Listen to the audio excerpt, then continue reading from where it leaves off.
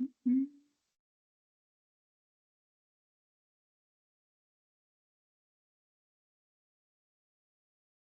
All right, thank you. Good morning, good afternoon, and good evening to everyone.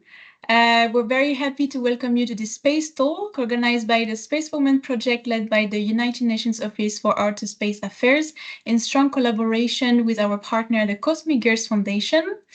The topic of our space talk will certainly resonate with many of you today, and it seems most important for us to dedicate a specific conversation to demystifying space careers and recall that entering and thriving in the space sector is not only reserved for astronauts, but to many others who choose other disciplines. Because indeed, the space sector is extremely diverse, and this is certainly this interdisciplinarity that makes it fascinating. So today we will have the chance to hear from two prominent women who choose to make a career in space outside of the traditional path through economics and law. So for those who don't know the Space Women Project yet, the project has existed since 2017 and aims at facilitating access to the benefits of space exploration, science and technology and to space and STEM education and careers for women and girls around the world, as well as empowering women and girls to be the beneficiaries and active contributors of space solutions. We have already provided mentorship to over 270 mentees across the globe and combined 5 expert meetings in 4 different world regions. We have elaborated capacity building resources such as the Gender Mainstreaming Toolkits, and we have launched a landmark study on gender equality in the space sector, whose first phase was published last year. And the second phase will be published in September this year. So stay tuned for that. And before we start, I also would like to thank the Cosmic Girls Foundation, Mindy Howards, our official UNOOSA partner, with whom we follow the same objectives in expanding access to space careers for girls and women globally. And Mindy, the floor is yours. Thank you, Anna Claire. I'm really thrilled to be here representing the Cosmic Girls Foundation. We're an international nonprofit dedicated to identifying, inspiring, and training girls in STEM and life skills and astronaut preparation. Our mission is not just to send a girl to space, but actually to build an entire global ecosystem that supports girls in becoming engineers, scientists, innovators, and yes, also astronauts. So right now we're actually running a global competition for girls aged 14 to 19 from every continent, where finalists are going to receive astronaut training, including parabolic flights, centrifuge training, skydiving, mental preparedness training, and much more. And the winner is going to receive a suborbital spaceflight. So super exciting. But our real focus is much broader, and that's equipping girls with tools and inspiration to enter the space ecosystem, and all that it's encompassed. So we're honored to be, working alongside UNOOSA.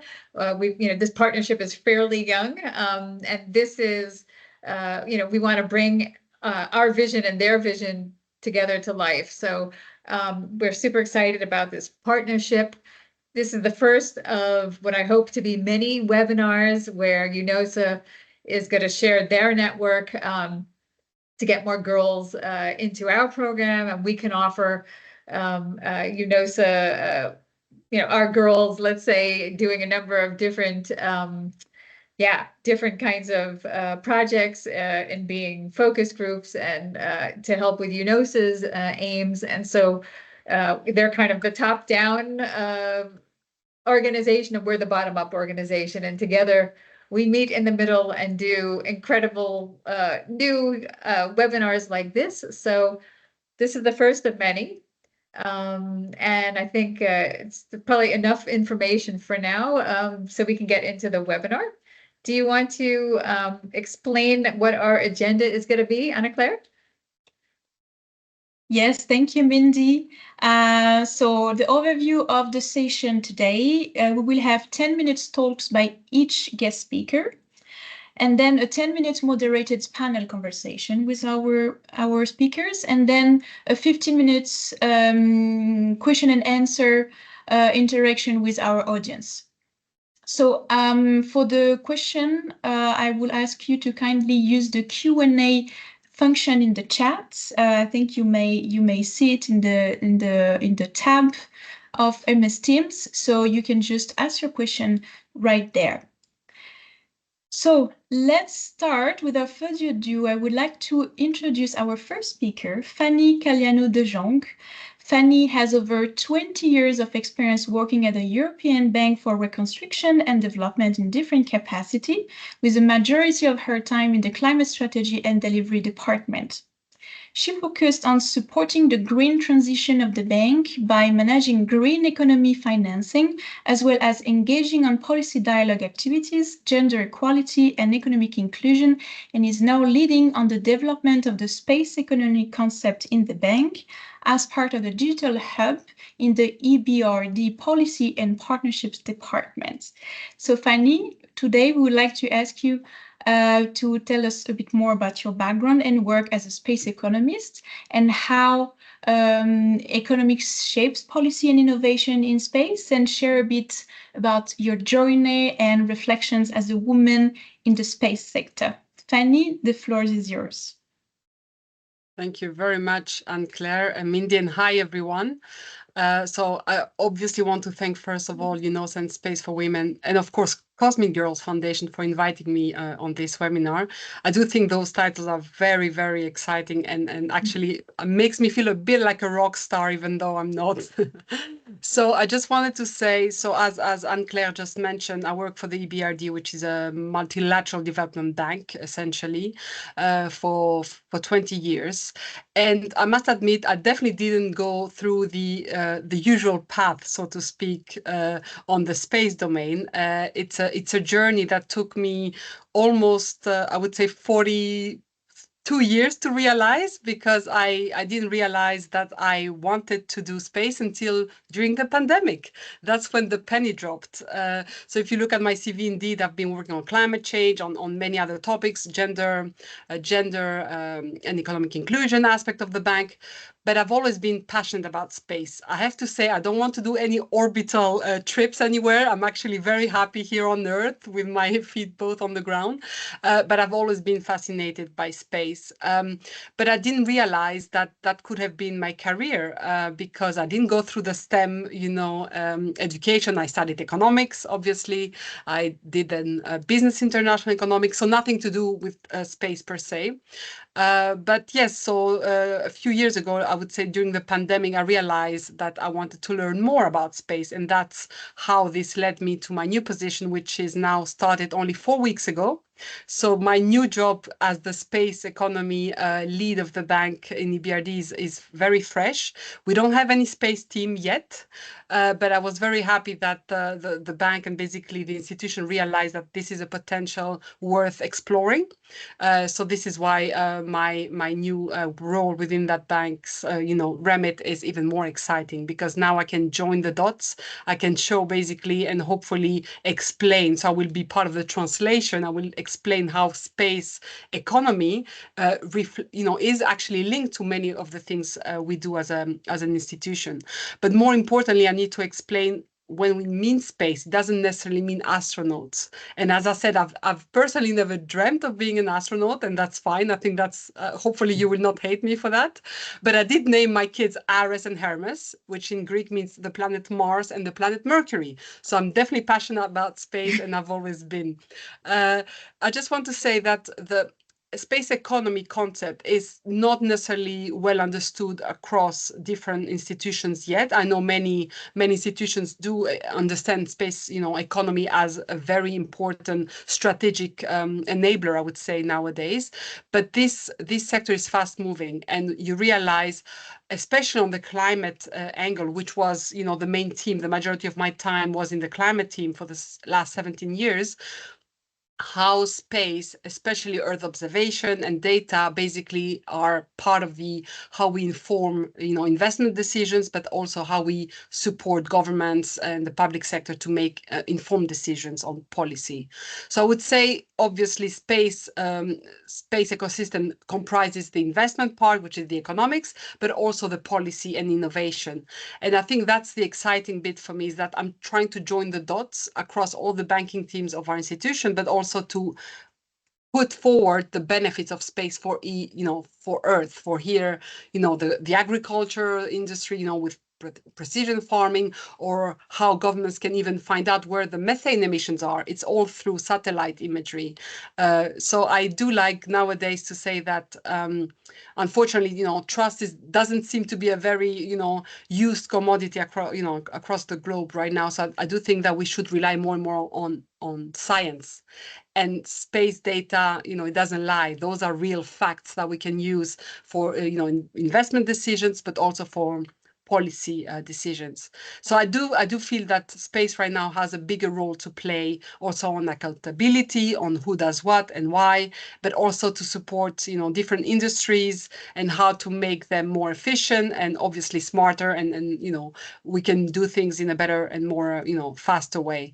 So this is the journey is as I said, it took a few years for me to have the penny dropped that I definitely wanted to do space in my life.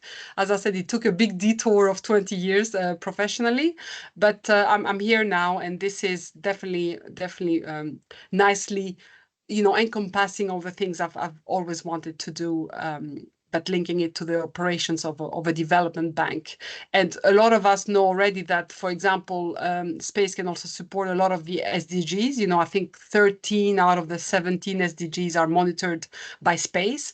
This kind of information, these kind of messages are not known to everyone, I have to say. And I think the more we talk about it, the more we demystify, as you titled nicely your webinar, what we mean by space, the better it is also to link our work with reality and link it to the people here on Earth, because sometimes they fear that we only talk about exploration, and I love exploration. As I said, the moon, Mars, Mercury, all these are very exciting to me, and that's why I named my kids that way. But I do think it's very important right now to bring it back to Earth and explain what solutions it provides to problems, to actual problems that we may face currently as a society across the globe. So I think, yes, I'm very excited about this new chapter.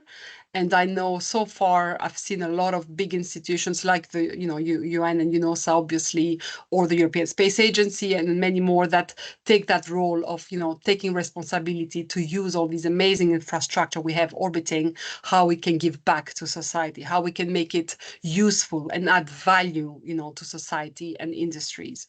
So this is the exciting bit for me. But I think I'll stop there for now, if that's okay, unless I need to go further in detail. But I think we have a great speaker coming up as well. Thank you. Thank you so much, Fani, to share your journey with us. So let's go to our second speaker for her introduction, Rachael Olore. Rachael Olore is currently the legal officer at the Kenya Space Agency. She is also an advocate of the High Court of Kenya and an active member of the Law Society of Kenya. Prior to this, she worked at the Office of the Attorney General and various governments' parastatals, where she gained vast experience in the legal sector. She holds a bachelor's degree in law from the University of Nairobi. She also holds a postgraduate diploma in law from the Kenya School of Law. She is also a certified professional mediator. Her interest spans international law and international relations, space policy, law and governance, oil and gas law, and environmental law. Rachael, please, you have the floor. Thank you, Anne-Claire, for the warm introduction. And before I mention my journey, I'd like to thank UNOOSA for the invitation, and also thank Cosmic Girls for this invitation. Before I state my personal journey, I'd like to briefly state what the Kenya Space Agency does. And basically, it is a state corporation established in Kenya with the mandate to promote, coordinate, and regulate space activities in the country.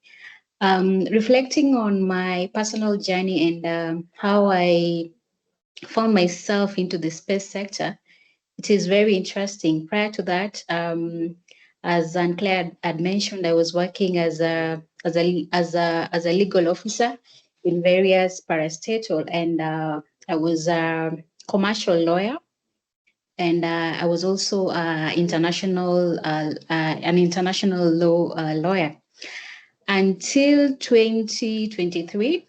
First of all, I didn't know that Kenya had an existing agency, or rather that Kenya was active in space activities, until a friend actually recommended that I apply a job at the Kenya Space Agency. And it is at that moment that my curiosity in space activities was sparked, because international law resonated well with me. So I went into the website, KSA, that is the Kenya Space Agency website, and I was really intrigued by what the agency does. And from that, I applied for the job, and I got shortlisted to the interview. Years later, I am here as a legal officer for the Kenya Space Agency. And to sum up my journey as a space lawyer, it has been captivating, learning about how space shapes international cooperation, how space shapes international diplomacy, and the various issues in outer space laws. I also participated in the development of the Kenya Space Bill. This is a bill that will govern space activities in Kenya. And courtesy of UNOOSA, I've been able to attend a number of technical advisory missions that have been sponsored by UNOOSA.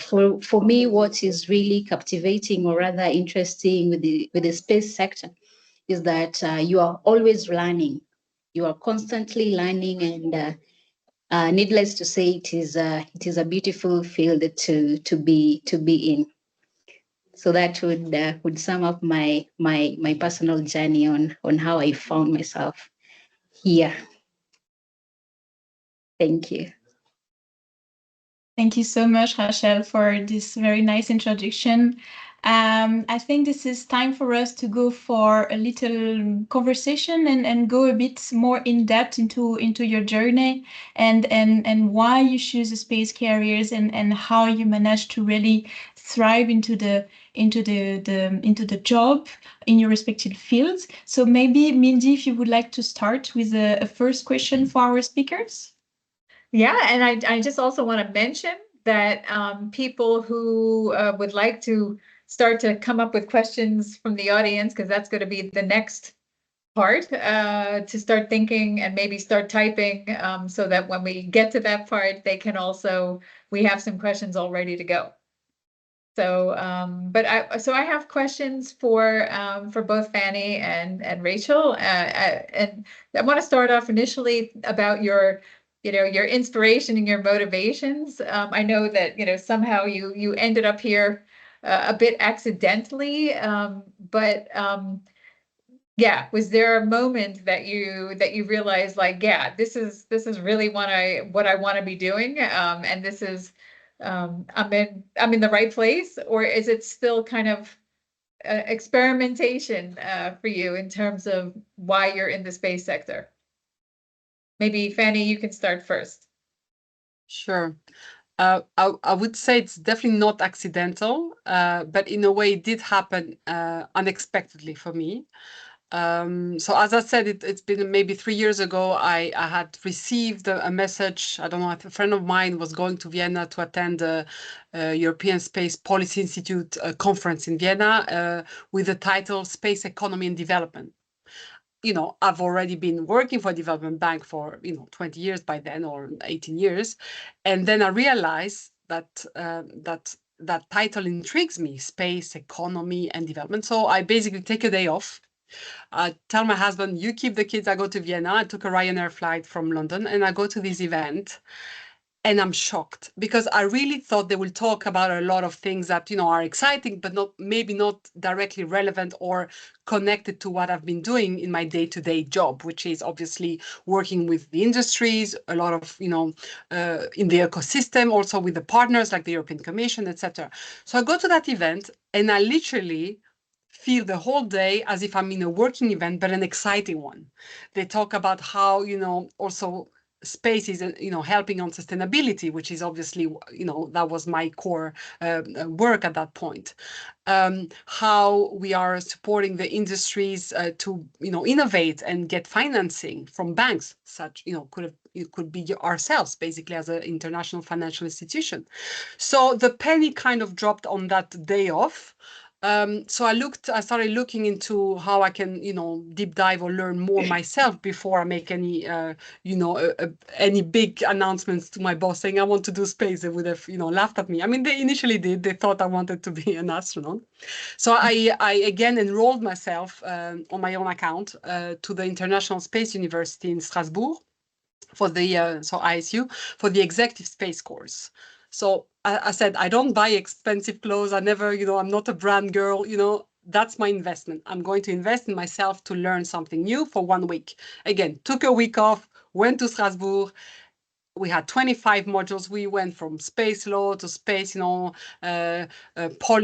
telecommunication, investment. Of course, there was exploration modules as well. So we had 25 modules, modules within a week, very intense course, super game changer for me because I realized what it actually means technically. Next to me, there was a banker from the International Investment Bank, which is let's say a brother and sister of EBRD, who was sent by his bank and paid by his bank to attend the course. And that was it for me. I mean, the penny just not only dropped, but I realized this potential is not only interesting and exciting, but actually it's relevant for my institution as well as a bank, as a development bank. So that was it. I went back to my bosses and I said, listen, there is something in that space economy, space ecosystem that we have to highlight, understand better. And I think stars aligned at that point because literally after a couple of months after my course, guess what? There was the first ever global space conference on climate change, the GLOC, that they organized in Oslo. So wow. I didn't invent it. My bosses thought I invented that conference. I said, can I go officially now with my EBRD hat, please, and explore the potential? And of course, it was a no-brainer. As I said, I've been working on the climate sphere, area for the bank for so many years. And so I attended that conference and again, I realized we were almost the last ones to enter because all my other colleagues from the World Bank, African Development Bank, many other institutions that we work and collaborate with already for years were actually there and looked at me and said, oh, finally EBRD is here with big arms, open arms. And that was it for me. Since then, I've never looked back, but I do think that my bosses, and I have to give them credit for that, they didn't dismiss me immediately. They said, okay, go and have a look and let us know. So it took 2 years, obviously, for me to demonstrate that there is more than just a 1 day a week, which they gave me. So as part of my official workload, I kept on doing, green financial products, which is green, working with green local banks in the, Egypt, Morocco. That was my bread and butter, let's say. But I had firmly my Fridays on space for 2 years in my objectives. And it was my happy day, happy Friday, Space Fridays. I kept on giving updates to my colleagues and beyond across the bank. And I think that I realized I wanted to be Friday every day. And I could feel that, there is a need to understand more and more what the space domain means also for institutions like ours and the benefits, as I said earlier, to society. So the opportunity now to basically do space fully for a year. So it's a secondment. I'm gone now to the digital hub of the bank, which is a cross-cutting team, which is essentially great because I can still empower and work a lot on the green aspect of space, but also on the human capital, which includes, equal opportunities for all, also gender equality, but also economic governance. So all the objectives of the bank, as I said, I feel can be empowered also thanks to space solutions and space diplomacy, as Rachel mentioned. It's very important to now understand what the benefits can be there.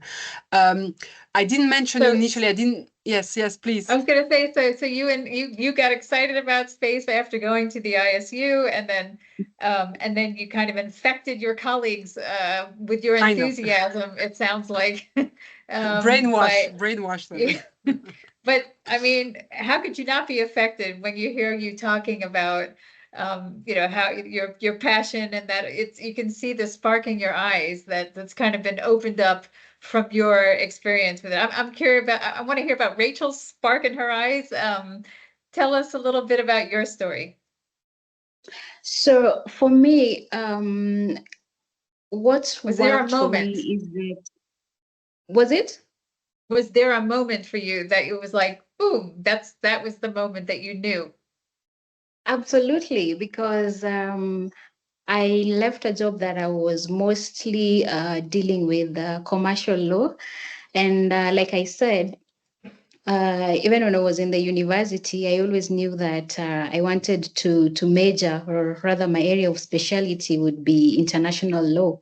So for me, it was a moment of my gut telling me that this is it, because I knew I wanted to contribute to sustainable development.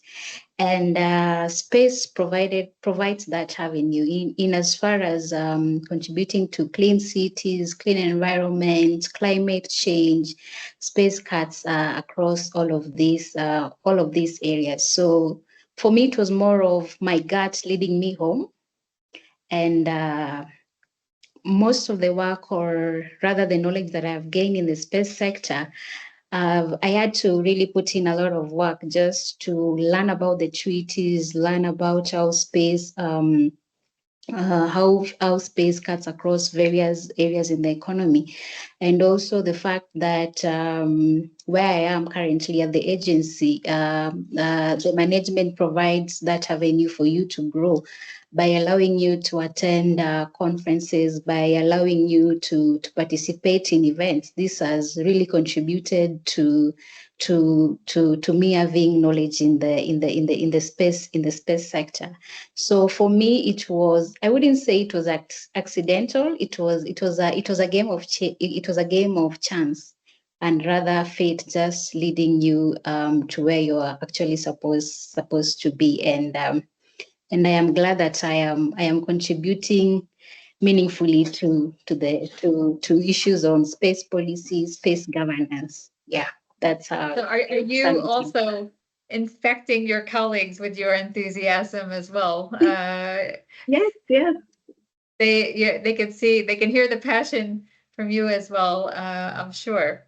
I'm curious about role models growing up and things. Did you have any role models growing up? And if so, who were they, and what elements of them is the reason why you connected to them?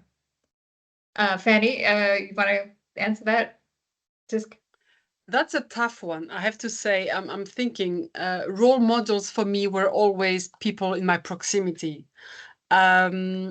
And that would be, teachers, or obviously, my sister or my mother or my father. So for me, it was never about someone very detached. I always feel like I need that personal connection to feel inspired. It's also the problem with the social media versus reality, because of course on social media everything looks amazing, glossy. We go to events, like Rachel said, we get the opportunity to go to events, but no one sees the behind the scenes. No one sees the long hours you put in to read about it, to learn about it, or to make yourself more equipped to the work you have to put in. So I do see role models for me is someone that inspires you, but it's someone that inspires you from a place of real connection, not someone you see afar, because from afar everything looks great, right? I think that when you have a one-on-one with people and they can make you feel that you can relate or you can open up, for me that has been very important. People that inspired me along the journey of my career, I would say, usually, and unfortunately, usually until now, had been men, because the industries I had chosen, you know, climate, there were a lot of engineers, and I was not one of them. So many were actually male. Every time I, you know, entered a new, you know, domain or worked in a new area, also professionally, it was always male dominated. So very often my bosses were male, but that changed over the years. And I have to say, what I really like about role models is that it can be male or female for me. It's only, you know, it doesn't have to be just female, but luckily now I have more of those as well to link my, you know, to understand how they would give you advice. But I realized the best advice I've taken so far is, which I'm trying to also brainwash my children with this as well. There are two boys, obviously. I'm trying to brainwash them with this. Is they don't have to make me proud. You have to make yourself proud. And I feel that this, when you feel that you're doing something because you want to make yourself proud, you want to learn something, not to make someone, a parent or a teacher or a boss, proud. No, you have to take things and pride yourself in your work, or pride yourself in what you do in a daily basis. And I think that has been so powerful that, again, I'm trying to do that. Obviously, if young ladies are also listening in, I think you don't have to make anyone else proud but yourselves. And I feel that this has really made me feel that even though I don't have an engineering background, even though I don't have, you know, I'm not an astrophysicist, it doesn't mean that I can't go into the space domain, because nowadays, as Anne-Claire said in the beginning, it's multidisciplinary. You know, they even need cooks up for the moon base soon, right? So Right. I like that. And I love the fact that we're able to basically try and understand that we also need, I mean, for me, it was about linking my brain, so basically what I'm learning, with my heart. And then once you do things you love and you feel passionate about, it actually doesn't feel like work anymore. So I do put in the long hours. People don't say it, but, you know, on a Sunday, I would love to, you know, read more about something new, but I don't feel like I'm working. I feel like I'm learning. And I think that makes everything so much more enjoyable. For sure. That's quite inspiring to hear. But it's and that I recognize the not always having female role models to have. I mean, back in my day, neither. I had only male role. But I'm curious to hear what Rachel. What about you? What about your role models? Who did you connect with, and why? Growing up, I would say my role models are, up to now, they are still my parents. Because my dad, he has a background in advocacy. And I am actually a lawyer because of him, because he used to fight for workers' rights. He was so passionate about workers having equal pay, good environment. So I would say my dad really played an impact in me becoming a lawyer. And really, with that upbringing, I knew advocacy is always the way to get things done. And also my mom is a very strong, resilient woman. I usually look up to her strength. It powers me even when I want to give up. I just look at her and I just continue. But even in the as I aspire to step into leadership, there are people in the background who really mentor me. There are people like Dr. Tariku Imwigwa was my lecturer at the university. So in my pool of I have a pool of mentors who just mentor me, and with that, I'm able to make a good decision moving forward in my career. So I am usually very careful in whom I say is my role model, because for me, having a role model, it's something that is personal. It has to be somebody that you have a connection with. Yeah. For sure, for sure. Anna-Claire, do you want to ask some questions regarding challenges and barriers in the ladies' careers? Yes, indeed. Thank you, Mindy. Actually, both of you mentioned that it is actually very important also to have a very supportive environment, and especially when it comes to your management as well.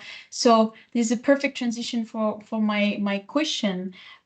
Because we know that many women and girls, they face many type of challenges when it comes to entering or even thriving or staying within the space sector. So I would like to ask you if you actually face gender-based challenges in your own career, and how did you overcome the doubts or the social expectations? You know, many of us also are subject to the imposter syndromes, for instance. Like, how did you actually came to overcome these kind of challenges in your respective fields and sector? Maybe Rachel, would you like to start? Okay, I can go first. So luckily for me, where I am at the agency, I would say the agency is quite progressive, because we have adopted the gender mainstreaming toolkit into our operations. We have a gender mainstreaming policy that seeks to balance the opportunities between the male and the female gender. So where I'm seated at the agency, I don't face that issue of gender biasness or gender or being what would I say? I don't face that issue of gender biasness at the moment. But the other issue is how to overcome societal expectation. Just don't succumb to societal expectation. You are an individual. You are not a society. So for me, what normally works for me is that I usually have a roadmap. And I have a career path. So I've broken down my career goals into short term, medium term, and long term long term projections that I need. So I usually by breaking them down, it enables me to be on track, so that I also plan myself. What do I need to achieve in the short term? What do I need to achieve in the long term? So if I scope it that way, it enables me to be on track and also not to avoid stress, because if you don't, you'll end up being overly stressed. So for me, that's what usually works. So I wouldn't say that at the agency there is that issue of gender bias, because opportunities are usually spread across. But this doesn't mean that other institutions, there are some other institutions that are still grappling with the issue of gender biasness. There are institutional biasness that will lock out ladies from morphing into leadership roles. But at the agency, I am quite fortunate that we are quite progressive. And there are a lot of training opportunities. There are a lot of programs that just seek to mentor the girls and the women. Yeah. Thank you, Rachel, and thank you also for mentioning the gender mainstreaming toolkit. So I see this is really a critical tool that can be implemented by any type of institution and entity. So thank you so much for mentioning that, and that also highlights the criticality as well of implementing gender mainstreaming policies in all kind of entities as well, for the own benefit of everybody working within the institution. So thank you so much for that, Rachel. Maybe Fani, if you would like also to add your view on that.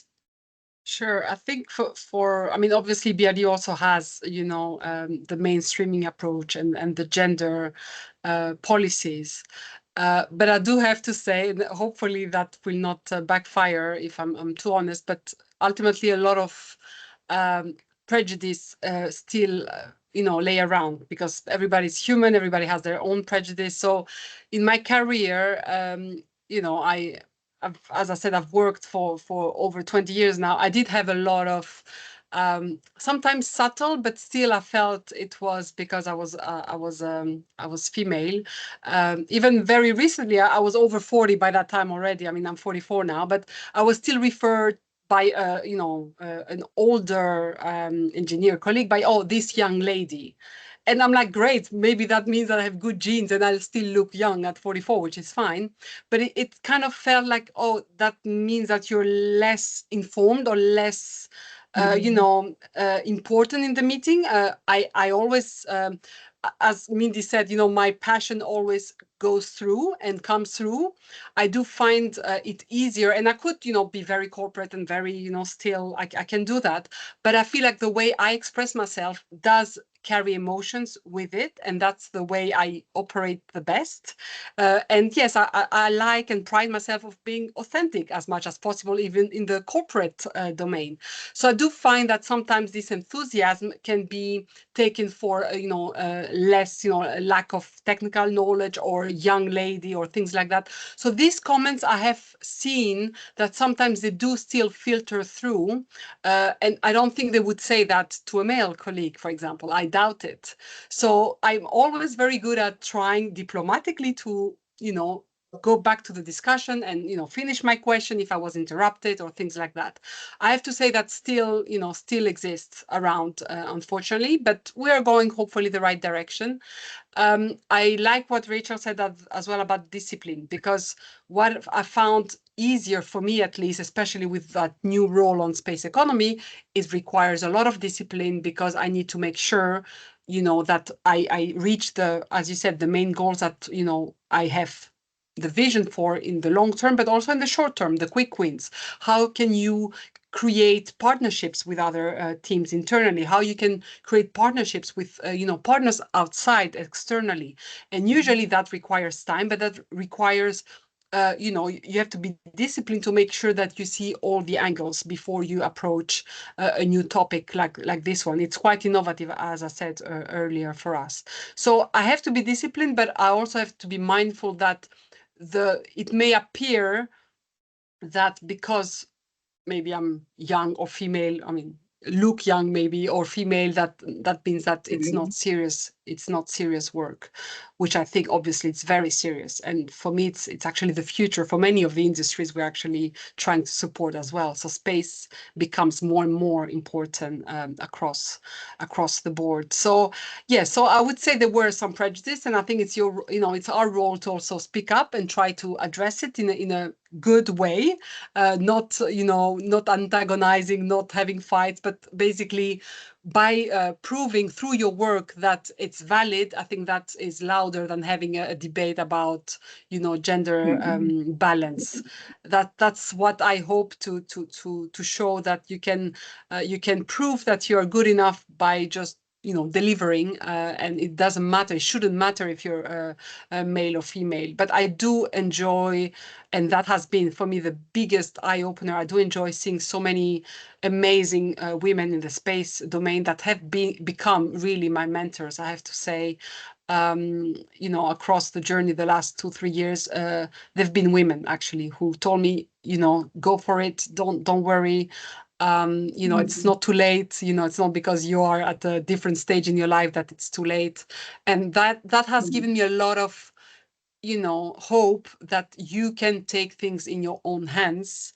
And even if there are prejudice, and there will always be someone who doesn't, feel that it's your place or that you're good enough, they, just keep on working and having the discipline to do so. I think it's a great element also that Rachel put on the table. Thank you. Yes, thank you, Fani, for sharing that with us. Indeed, I mean, the power of having also your own discipline and your own strategy on how you're actually going to respond and react as well to this kind of something that can also be misunderstood or misinterpreted. So I think this is really important. Also, you mentioned that the power of mentorship as well, finding your own mentors potentially in your own team. Women mentors and role models also help a lot. So I would like to ask you maybe a final question to wrap up on this topic for now. So in 1 minute, what kind of advice would you actually give to the girls that are facing the same challenges? So what advice would I give to girls? One, I would say speak up, because when you are in spaces that has a lot of people, you notice that various people suffer from different issues. There are some that will always project their issues onto you. So for me, I would always say speak up. Never be told that you are too confident. There is nothing as too confident. So speak up, because advocacy has always and will always be the powerful tool in which we get change. So if you feel like you're being discriminated because you're a woman, or you feel like you're too young, speak up. So the advice that I would give the young people is speak up, upskill yourself. Life is always interesting. Learn, relearn, and unlearn. Constantly learn, and just also get a mentor, because there are a lot of young ladies who have potential, but they lack somebody to just hold their hands and lead them into the right path. So get a mentor, speak up, and always invest in yourself, and also take care of yourself. Your mental health is your well-being. Thank you. Yeah, that's great. I don't want to repeat what Rachel just said, but definitely I would say take care of the full you, right? No one else is going to do it. So body, mind, and soul. So if you have a gut instinct, or if something doesn't sit right, you should act on it. And if you're, in a fearful situation, that could happen as well. If, you feel that you will be fired or you won't get a job if you speak up, maybe just, I would say, go and find an ally, someone higher up that would understand you, and try to get support from someone and a mentor.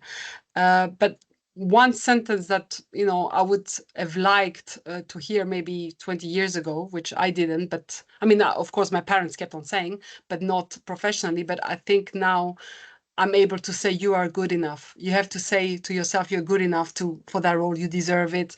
If you keep on chasing your dream, don't feel that you're not good enough. So I think for me that has been a game changer, to realize later in my career that you can learn new things at any point, and no one should tell you, oh, this is too technical, or are you sure you want to do space? It's very technical, as if I don't have a brain to learn something technical. So these kind of little mentions, or it's not only about going to conferences, and I was like, what? Of course I know, I spend my nights reading and drawing and and writing. And so I do think that you shouldn't get derailed by comments like that. Just focus on yourself.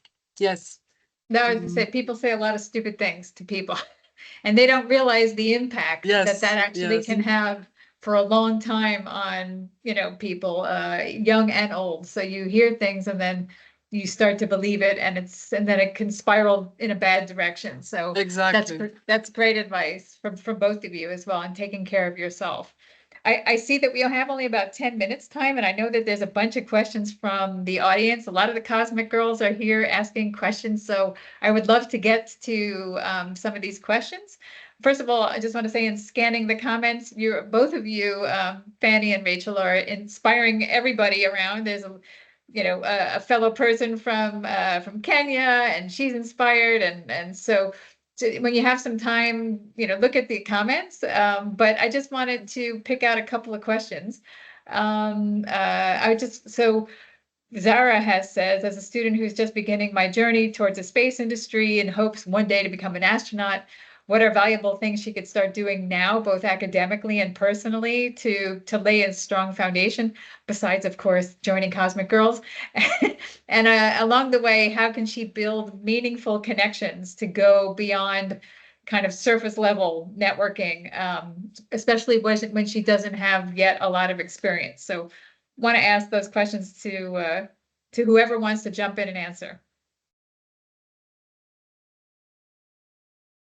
I can go first. So if to answer that question, if you aspire to be an astronaut, I usually say success meets readiness. So you need to take deliberate steps to know where you want to be. So if you want to be an astronaut, go to school, know what qualifications you require to be an astronaut, then build from there. Then also on how you can, there are a lot of various space community besides Cosmic Girls.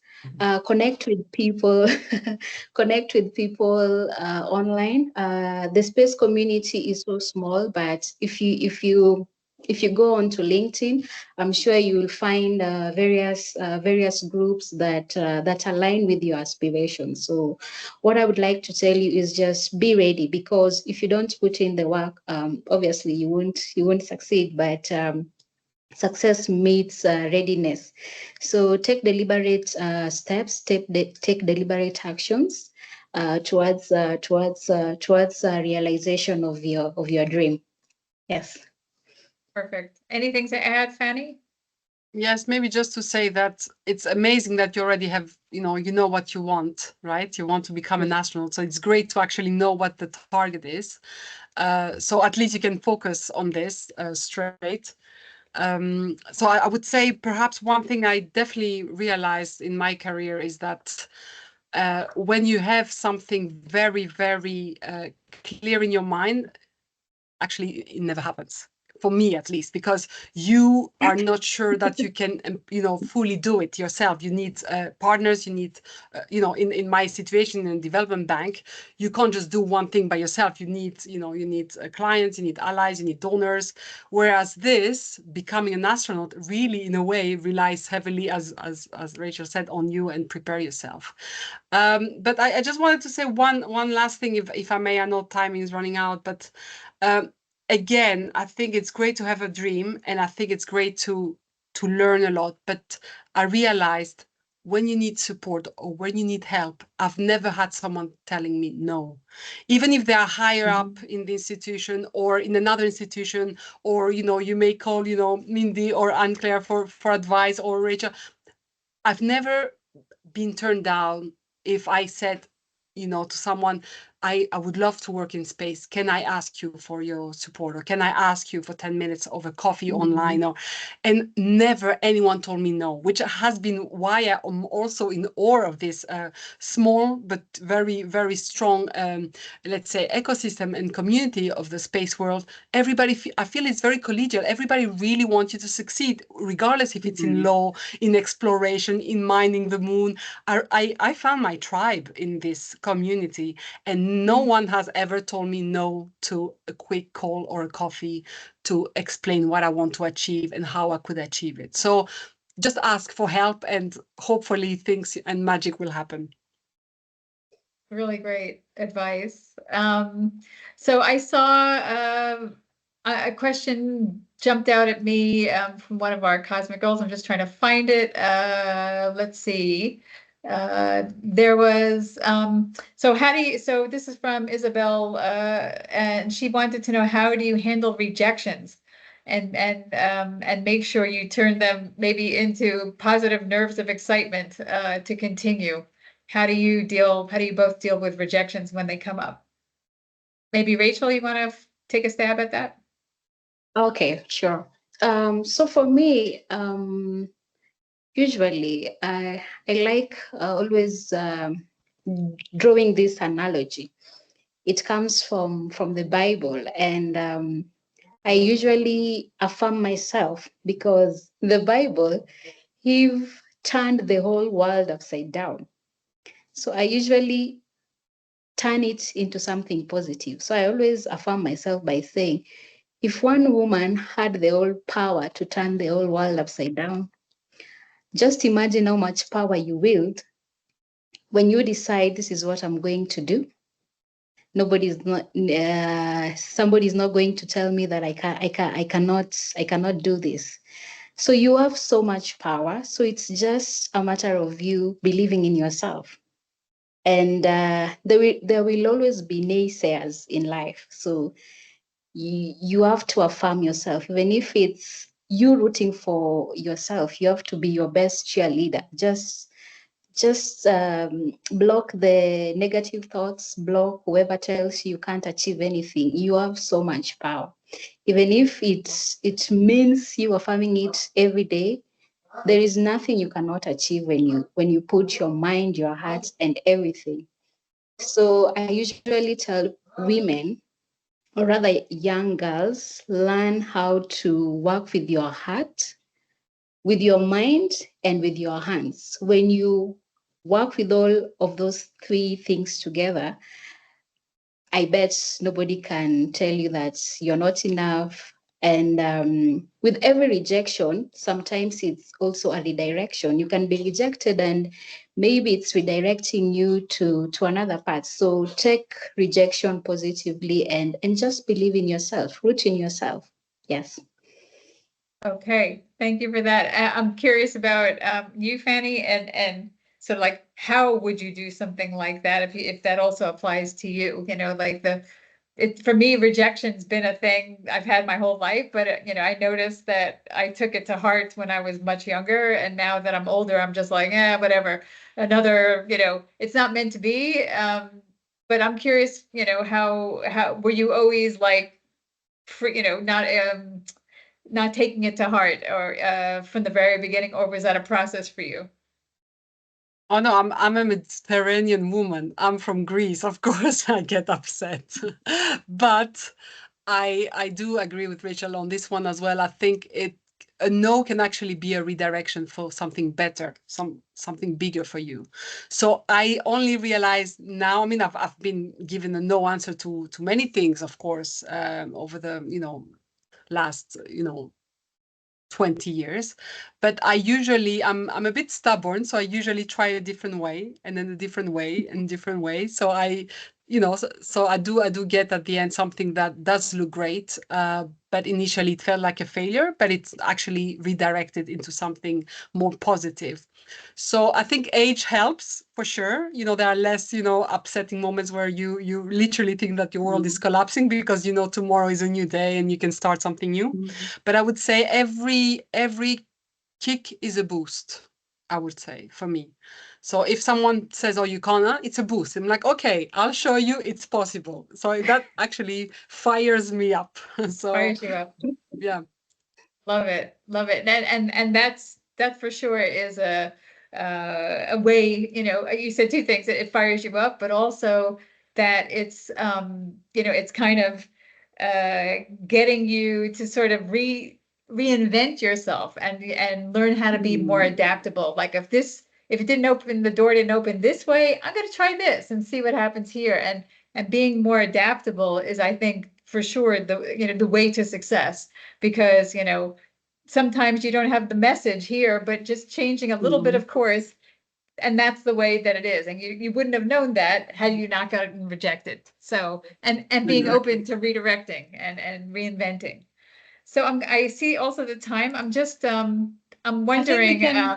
We could go maybe for a very last question, because I see one which I think is interesting for our audience, because we have a lot of young women who also are asking themselves how they could actually enter the space sector and get more familiar with it. And we talked about learning and being resourceful. So maybe could you share any tips for resources so that our audience can also familiarize themselves with the space matter and gain insights?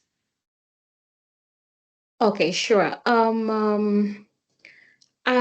know the space. I'm not so sure if there are so many university. I know there are very few universities that teach space law as a specialty. And the challenge with the space, if you're to pursue the career, it's quite costly. But I understand that UNOOSA has they have a website where they have all the materials that one may require to kickstart their career.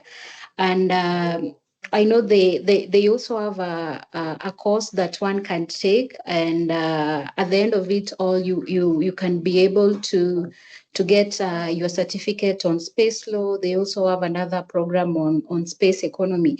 So for the young girls and for the young people who want to kickstart their career, I think it is important for you to log in. If you're not following UNOOSA on their various social media platforms, you should, because they have various e-learning materials that can assist you to acquire the relevant knowledge in the space sector.